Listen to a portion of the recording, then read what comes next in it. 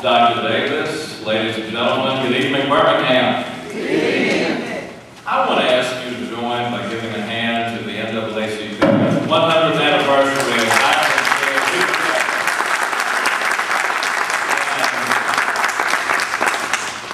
I want you to think about this, ladies and gentlemen. 100 years. So many things have changed. When the NAACP was born in 1909, it would have been inconceivable that Ron Sparks and I would stand on this stage together for just about any purpose, much less for the purpose of submitting ourselves to the voters of this great state leadership. When the NAACP was born, the notion that we would all gather in a room like this to think about the direction of our state would have been inconceivable. Some of us would have been kept out of the room. The room would have been very limited. So much has changed. As recently as 1970, ladies and gentlemen, when predominantly African American political groups gathered to screen candidates, it was commonplace that if you were a serious contender, you often wouldn't attend the screening because you feared the smear sheet that would be put out showing you interacting with African American voters. So much has changed. I happen to believe, as do so many of you, that we have a wonderful God in heaven who watches over us. And I think that He spent a little bit of time looking down on Birmingham in the last so many years. I think it glads Him tonight to look at this room, to see us all together. Don't you agree, ladies and gentlemen? Amen. Some things have not changed. When the NAACP was born in 1909, Alabama was 8 years into a new constitution. It was written with the oldest possible value, the notion that some people counted more than others, the notion that local communities could not be trusted, the notion that all power ought to reside in Montgomery, and on the guess and the belief and the hope that Montgomery would always be a check on progress. Some things have not changed. In 1909, we were a state where education was not a dominant public value. It was thought that if a few of our people were educated well, that it did not matter that the many went poorly educated. In 1909, poverty was accepted as a common condition in the state of Alabama. And it was thought that as long as the few who were rich prospered, the landowners, the powerful, the corporate, that didn't so much matter how the rest of us fared. Some things have not changed. Ladies and gentlemen, you will hear a lot of discussion and many ideas tonight.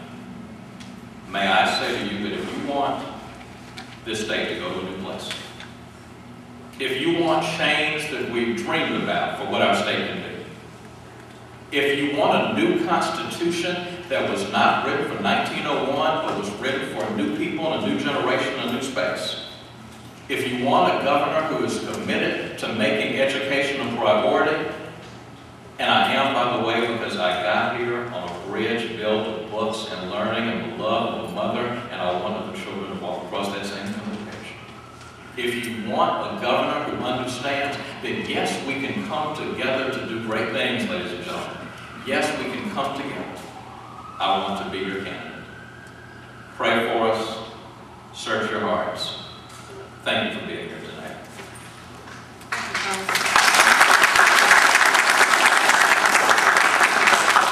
Mr. Sparks, you have 3 minutes. Thank you, Congressman Davis. That was very good. And, thank you, NAACP. Thank you for allowing us to have this forum. And I hope you understand better that when we lead, what we stand for and who we are. You know, whoever dreamed of the little boy from Fort Payne, Alabama, that pushed a snowball wagon going down the street would ever be standing on the podium running for governor. I'm a very lucky young man. My mother and my grandmother raised me. They taught me hard work and values. My grandmother stood at the podium about like this for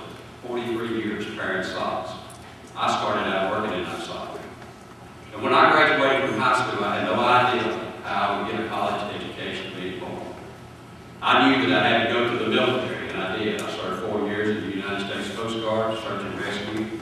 I came out, I got my military under a GI Bill.